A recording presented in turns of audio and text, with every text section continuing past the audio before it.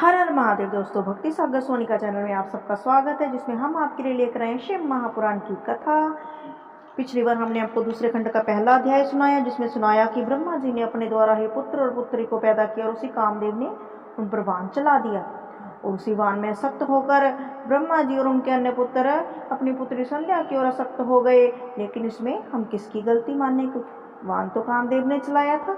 अब आगे क्या हुआ ये देखते हैं दूसरे अध्याय में। तो दूसरा अध्याय आरंभ।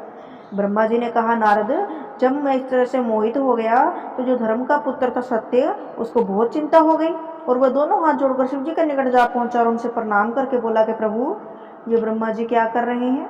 ये उनके पुत्र क्या कर रहे हैं? आप शीघ्र ही कुछ कीजिए, ये सही नहीं है। तो भोलेनाथ सत्य की प्रार्थना सुनकर वहां हमारे बीच प्रकट हो गए। जैसे ही भोलेनाथ ब्रह्मा जी और उनके पुत्रों के बीच में प्रकट हुए तो उनको देखकर हम सब लज्जित हो गए। शिव जी ने मेरी ओर क्रोधपूर्ण दृष्टि से देखा, कहा, हे ब्रह्मा जी, ये आप क्या कर रहे थे? तुमने श्रेष्ठता को भुलाकर, अपनी बुद्धि को भुलाकर अपने पुत्र से भोग करना चाहा। तुम वेद पाठी होते हुए इस ज्ञान को भुला बैठे और लज्जा त्याग कर धर्म कार्य की ओर प्रवृत्त हुए। यह उचित नहीं है। हमने संसार में बहुत से पापियों को देखा है, परंतु तीनों लोकों में ऐसा पाप करने वाला किसी को नहीं देखा जो अपनी पुत्री की ओर सख्त हो जाए।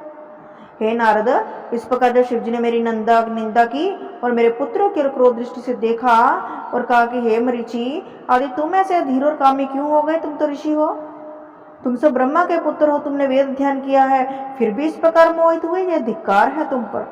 नारद, भगवान सदाशिव के मुख से ऐसे शब्दों को सुनकर मैं तथा मेरे पुत्र अत्यंत लज्जित हुए। उसी समय हमें बहुत खेद हुआ कि हमारे मुंह से कोई शब्द ही नहीं निकला। तदुपरांत मैंने अपनी इंद्रिय वीर्य को मस्तक पर चढ़ाकर संध्या के प्रति जो शक्ति मेरे हृदय में उत्पन्न हुई थी उसका त्याग कर दिया। भगवान सदाशिव के भय से मैं पाप कर्म से बच गया मैं कि मुझसे वो पाप नहीं हुआ। मेरे पुत्र भी उसी निंदनीय कर्म की ओर विमुख हो गए। उसी समय भय के कारण मेरे शरीर से जो पसीना टपका उससे 64 योगिनियां उत्पन्न हुई, जो संसार से विमुख होकर तपस्या के अतिरिक्त अन्य कोई कार्य नहीं करती हैं। तो आपने देखा कि 64 योगिनियां तब पैदा हुई जब ब्रह्मा जी के डरते मारे पसीना छूटा। तदुपरांत 86 पुत्र और उत्पन्न हुए। दक्ष प्रजापति के शरीर से निकल कर पृथ्वी पर गिरा, उससे एक स्त्री की उत्पत्ति हुई। अत्रि, मरीचि, पुला, भृगु तथा तुम। अत्रि, मरीचि, पुला और भृगु 4 और 5 में नारद जी, इनके शरीर से पसीना नहीं निकला। वशिष्ठ, विशर्वा, अंगिरस तथा कृतु के शरीर से जो पसीना निकला पृथ्वी पर गिरा, उसे संपूर्ण अंगों सहित पितरों की उत्पत्ति हुई। जो पितरों की उत्पत्ति हुई वो इन ऋषियों के पसीने से हुई है, जो सबसे प्रतिष्ठा प्राप्त करने योग्य, प्रसन्नता प्राप्त करने वाले हैं। उन्हें उसी समय वेद और धर्म शास्त्रों का ज्ञान हो गया। वे सब परम धार्मिक, धर्म का उपदेश करने वाले हैं, संपूर्ण कार्य को करने में क्षमता रखने वाले हैं।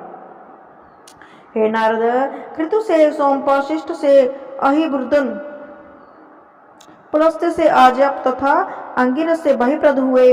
इसी प्रकार पितर 4 प्रकार के हैं, पर वे 6 प्रकार के प्रसिद्ध हैं। तत्पश्चात मेरी आज्ञा से संध्या ने उन पितरों द्वारा गर्भ धारण किया।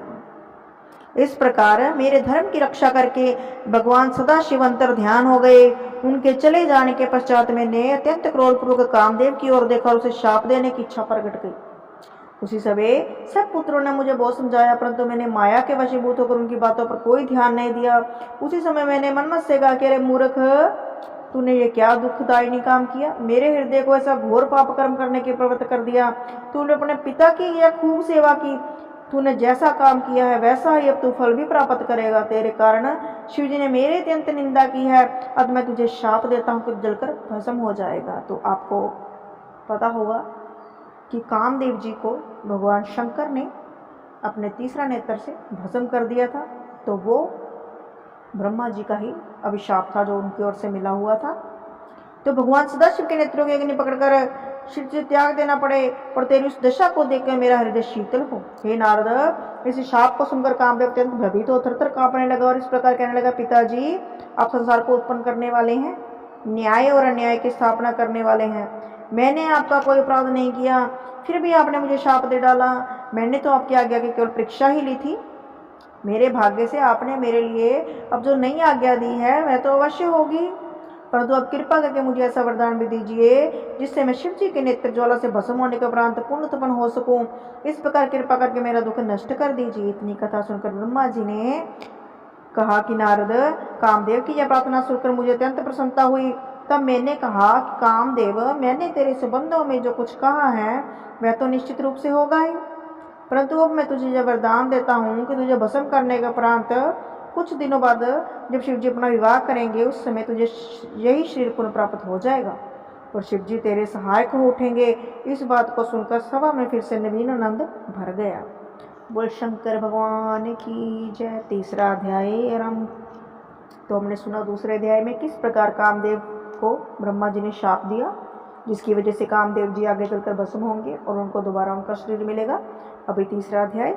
ब्रह्मा जी ने कहा, नारद, इस प्रकार मैंने शिव जी की माया के अधीन होकर अहंकार के वशीभूत होकर पहले तो अपने प्रभु के साथ व्यार किया, तदुपरांत कामदेव पर कृपा करके दक्ष प्रजापति से यह कहा कि पुत्र, तुम अपनी स्वेद नामक पुत्री का विवाह कामदेव के साथ कर दो तो हमारा हृदय प्रसन्न होगा।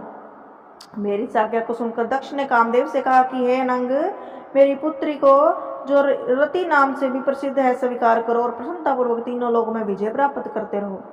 कामदेव ने भी दक्ष की यह प्रार्थना स्वीकार कर ली। तब रीति के साथ कामदेव की बड़ी धूमधाम से विवाह हुआ। उसी समय मैंने अत्यंत प्रसन्न होकर दक्ष को अपनी बाईं ओर बिठाया। फिर पिता के समान उपदेश करते हुए भगवान सदाशिव ने मुझसे जो शब्द कहे थे उन पर विचार करते हुए दक्ष से बोला कि दक्ष, शिव जी योगी स्वरूप धारण कर तीनों लोगों को जीत, भोग विलास को त्याग, स्त्रीहीन हो सदा सब छंद विचरण किया करते हैं, अपनी दशों इंद्रियों पर विजय प्राप्त कर वह स्वाधीन बने हुए हैं। तुम ऐसा कोई उपाय करो जिसे शिव जी संसारिक रीति के अनुसार बना विवाह कर लें। ऐसा हो जाने पर हम निश्चिंत हो जाएंगे। शिव जी ने तुम्हें भी बहुत धिक्कार दिया और अपने बड़प्पन के अहंकार में भरकर किसी को कुछ नहीं समझा है। यदि विष्णु ने हमसे जैसा कहा होता तो हम कुछ भी बुरा नहीं मानते। शिव जी हमारे पुत्र होते हुए हमारे प्रति ऐसे कटु वचनों को प्रयोग करते हैं और तुमसे भी, जबकि तुम उनके भाई होते हो, इस प्रकार अनादर वचन कहते हैं, सो यह किसी भी हालत में उचित नहीं है। जब तक शिव जी किसी स्त्री से विवाह नहीं कर लेते तब तक उनको ये बात समझ में नहीं आएगी और हमारा शोक दूर नहीं होगा। अब सोचने की यह बात है कि संसार में ऐसी कौन सी स्त्री है जो शिव जी से विवाह करे, उससे अपना विवाह कर ले तो स्त्री शिव जी की सारी चतुराई को दूर कर दे। यहाँ यह बात ध्यान में रखने की है। जब कामदेव भी शिव जी को वश में नहीं कर सका तो अन्य देवता उनके समक्ष किस प्रकार ठहर सकते हैं। यदि कामदेव कुछ प्रयत्न करे तो शायद काम बने।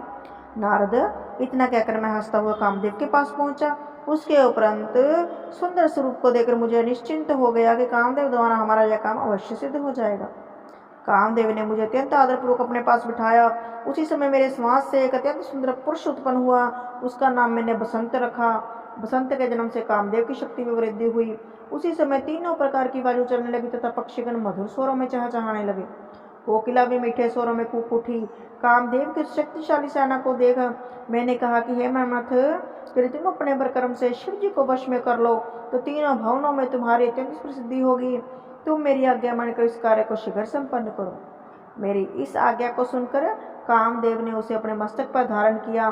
तदुपरांत वह मुझे प्रणाम कर अपनी सेना को साथ लेकर शिव जी के समीप चला गया। बोलो शंकर भगवान की जय। तो हमने सुना दूसरा और तीसरा अध्याय, जिसमें बताया गया कि पहले तो कामदेव जी ने ब्रह्मा जी को मोहित किया, वान चलाकर उनके पुत्रों को किया। अब आगे भोलेनाथ की ओर रवानगी है उनकी, तो देखेंगे आने वाले अध्यायों में कि क्या होता है। तो हमारे साथ बने रहें। यदि आपको हमारी कथा अच्छी लगे, लाइक, सब्सक्राइब और शेयर जरूर करें। कमेंट बॉक्स में हर हर महादेव जरूर लिखें। बोलो शंकर भगवान की जय।